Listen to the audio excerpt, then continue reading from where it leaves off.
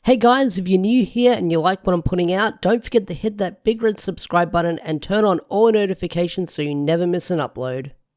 So Power Rangers issue number 9. I'm not gonna lie, I enjoyed this issue, but I also felt a little bit cheated when I came out of this issue because they were teasing this conflict between Jason and Draken in this issue with the cover and the blurb and stuff like that.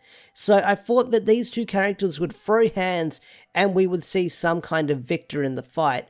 We didn't really get that here, but what we did get is build up towards the next arc or the next couple of issues moving forward in the comics with several other characters, being the Yellow Emissary, Yale, and not only that, some one-off characters we saw in Necessary Evil. We got to learn a little bit more about them and give them some interesting character development in this issue as well.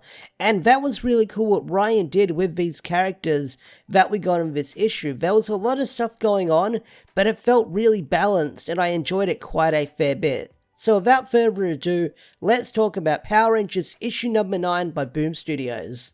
So the entirety of this issue is mostly set on Safe Haven, and I gotta love the artwork they do for Safe Haven. Not only that, the colouring that they do for Safe Haven as well, with like the yellowish skies that make it stand out and stuff like that. The buildings with the colours they chose for that. Like, I love the design of Safe Haven, and the colours they use in this issue makes it pop a lot. So it picks up where we last left off, where the Hatarians have landed on Safe Haven, and some of them are still taken back with what happened because they kind of lost their planet, a lot of people.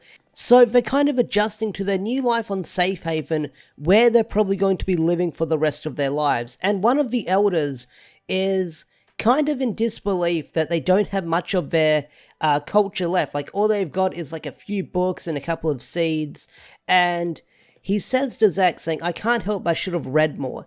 And Zach has this awesome reply to him by saying, "You may not have all the books and the seeds you want, but you've got people, and that's what matters." So I really love that line by Zach where he says, hey, you've still got each other, you've still got your race of people together, and that's what matters. You're still together, you're still stronger, and you're still pushing through despite these hard times. So that was a really cool line by Zach to the Elder. So after that, we then cut to Arkhan. If you don't remember Arkhan was the big bird guy that we saw for like a little bit in Necessary Evil. I think he was sort of like one of the village elders, but he's standing in front of this really cool samurai armor, and he's aware that the Hatarians are there. We'll get into him in a little bit because he's a very interesting character in this issue. But I gotta say, I love the design of his armor because it looks like something from Monster Hunter, because that armor is just decked out. He's got a big sword, a big shield. It's kind of like a mix between a Sentai villain and a giant mech design. I mean, the armor design looks really freaking cool, I will say that.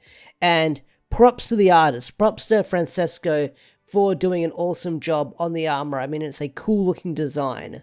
So after that, we then cut to Trini and Draken, and Trini is doing several morphing sequences where every time she morphs, she's trying to contact the Yellow Emissary, because the Yellow Emissary is probably the only one who knows how to defeat the Imperials, and Trini has no idea what she's doing. She doesn't know how this is going to help, but the way Draken describes it is very interesting, where he says, the Imperials, the Emissaries, the Morphin Masters, and the Rangers, they're all bound to the Morphin Grid.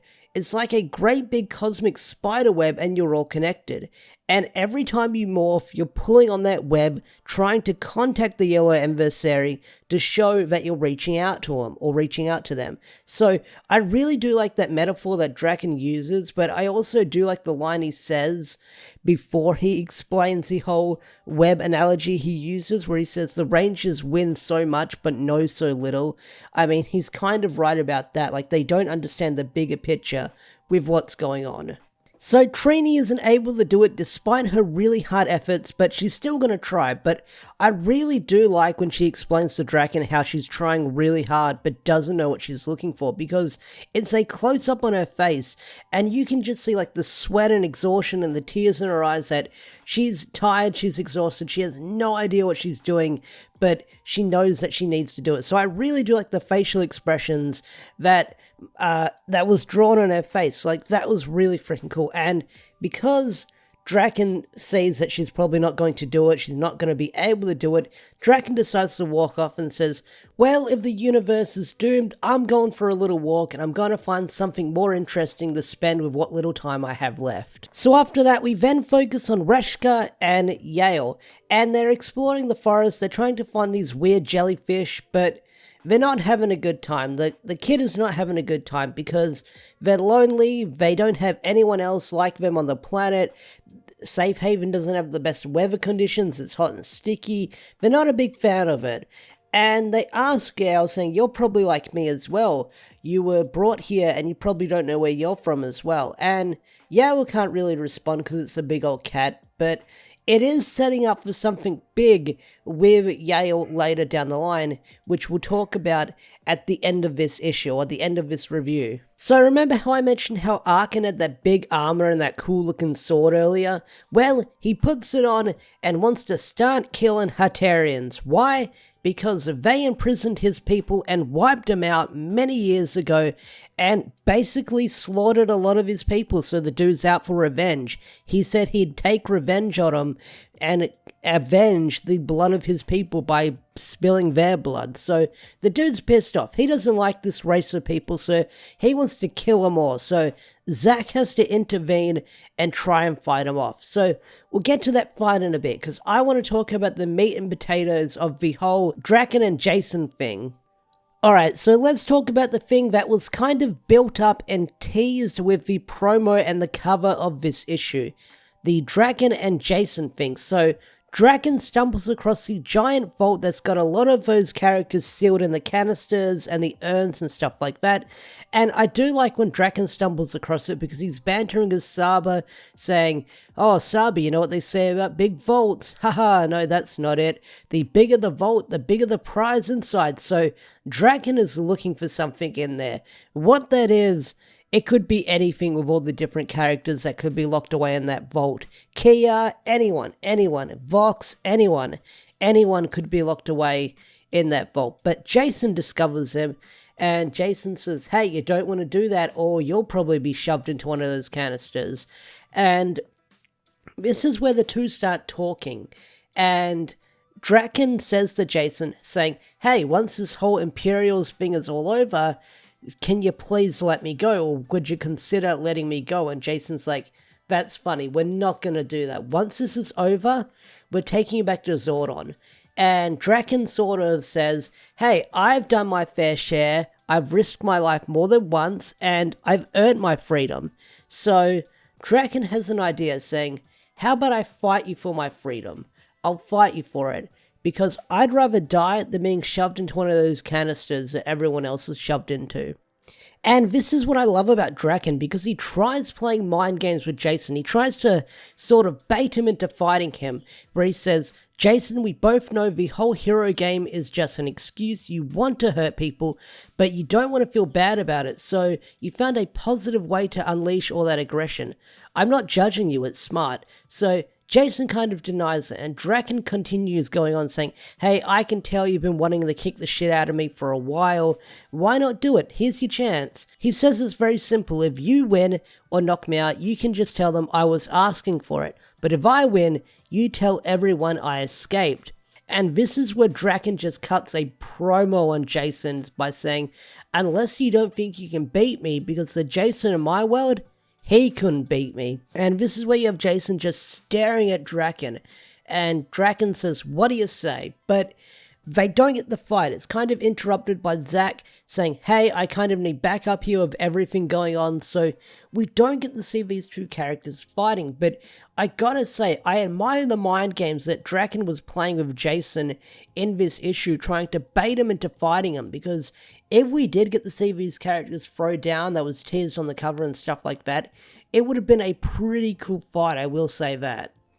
So after that, you then come back to the whole Zack and Arkhan conflict where Zack is saying to Arkhan, saying, this isn't like you helped build this temple, you're very protective, you're very kind, why are you doing this? And Arkhan is having none of it, where he's like saying, hey, these people need to be making an example of, they can't be trusted, they're conquerors, they're overall just bad people. So Arkhan is a kind of racist against the Hartarians, which is kind of crazy. So Zack says, if you need blood, take mine.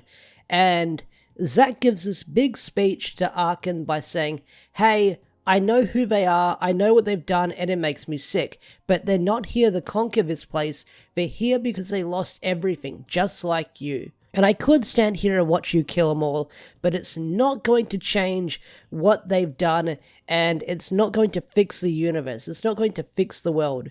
You're my friend, and if you say death is the only thing that will make things right, then I'll exchange my life for theirs. So Arkhan raises his sword to Zack, and he thinks that Zack's going to get beheaded or something like that, which they're not going to kill off Zack. But what happens is he raises his sword and just cuts a little bit of Zack's blood on his cheek, and Arkhan says, the blood is, it's done, the blood is spilt, and now the Novik is now satisfied. So all is well.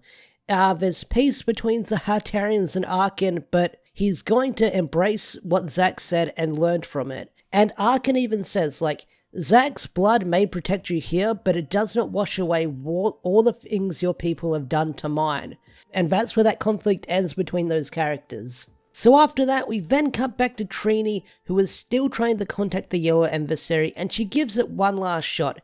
And this time, she's successful. She morphs, and she then has this vision where she's like floating in space in front of the Yellow Emissary. And the Yellow Emissary says, Omega Ranger, you've got my attention.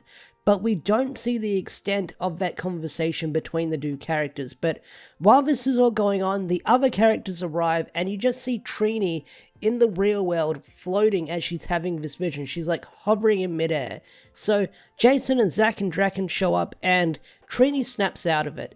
And she replies with, I know where the Yellow Emissary is, but they said something. They told me, do not seek me out or you will bring nothing but death. And Zack replies with, ominous, so what do we do now? And that's where that part ends with these characters. So the Yellow Emissary is out there but does not want to be seeked out. But we kind of know that the Rangers are going to seek out the Emissary from what we've seen with the issue 11 preview. So I'm excited to see where that conflict and story is going to go with these characters moving forward. So this issue doesn't end on a crazy note or a jaw-dropping moment. It ends with Reska playing basketball or some kind of ball game with the other Hartarian children, and they tell them saying, hey, we don't like Yale, tell that kitty they get lost. So they end up throwing rocks and sticks at it, and Yale just runs off and goes into the forest, and that's where the issue ends, which is leading up to next month's issue, where they said that Yale is going to be going on a big journey guided by the Blue Emissary. So that's going to be something once we get to it next month, so I'm excited to talk about that. Anyway guys, that's my review, recap, mini discussion of Power Rangers issue number 9. I thought it was a really solid issue because we got to see a lot of conflict between characters here and there.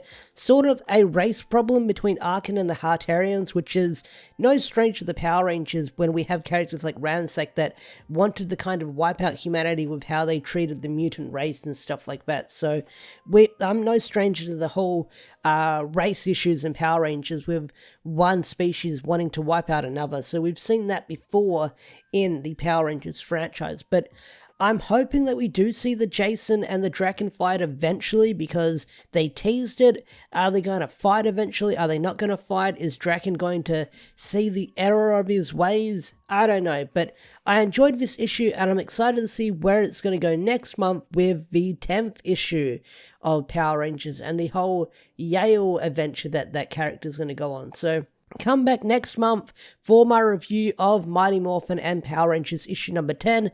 I'll see you guys in the next video. Peace out, take care, have a wonderful day or night. Bye bye. Hey, what's up guys? If you're still listening to me talk, congratulations, I'm glad you made it this far into the video. I want to give a special shout out and thank you to all the YouTube members and Patreon members who help support the channel, and special thanks to Swagger4 and Andrew McCoyle. If you want to get your name shouted out on the credits of every video, become a YouTube member or subscribe to the Patreon because it helps keeps the lights on the channel, helps support me, and keeps me doing what I love, which is making videos about Power Rangers and talking about them. With that said, special thanks to them, and I'll see you guys in the next video. Bye bye.